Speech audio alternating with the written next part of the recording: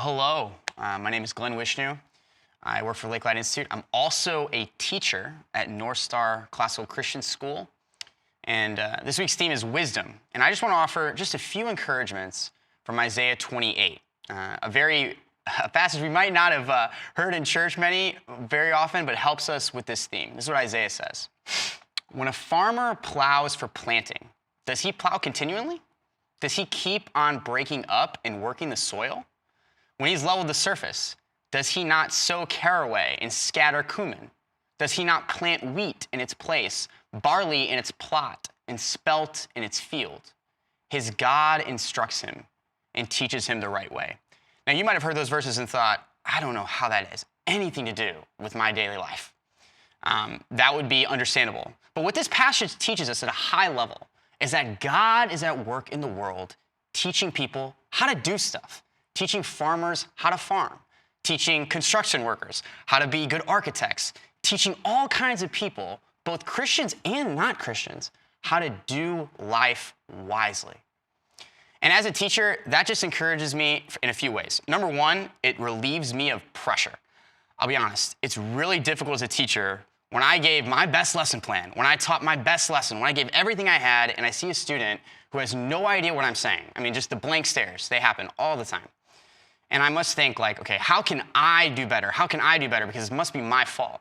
This passage tells us very, very straightforwardly that God teaches students.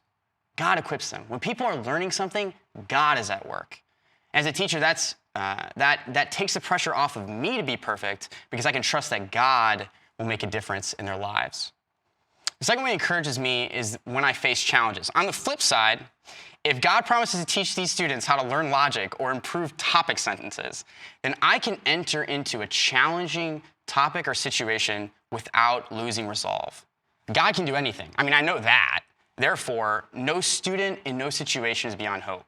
If you read a lot of the news right now about education, there are many situations, many students, many districts that right now are losing hope.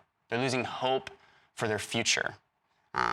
And therefore, hope is in short supply. And thus, a passage like this, which tells us that God can enter into a situation and is teaching students how to live wisely in the world, a passage like that offers a lot of hope in a world in desperate need of it. So, it relieves me of pressure. It offers me hope. And it also gives me, and I would say you too, purpose. Most of us don't work in church ministry. We're not at Christ Church Lake Forest every day, right? And we wonder, does God care about what I'm doing? Like what I'm about to do this morning, right? Does God care about what you are about to do? This passage says that God does. God cares about farmers, which is awesome. I'll be honest. I mean, there are many Saturday mornings where I'm formulating a lesson plan or I'm trying to think of a way to connect with a student over a concept, and I'm thinking, why am I doing this? Like, this kid has not put the effort in. This is just, does it really matter if they know how to operate in a syllogism? I mean, what's the point of all of this? Perhaps you have felt that purposelessness before in your job. But I'll say it very straightforwardly. This passage tells us that God is with us in those times. God wants us to do our jobs at the highest level we can. He promises to bless our efforts to teach farmers how to farm land well. And he's pushing us forward.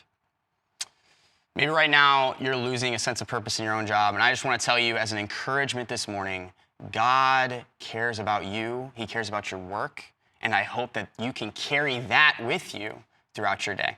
Thank you.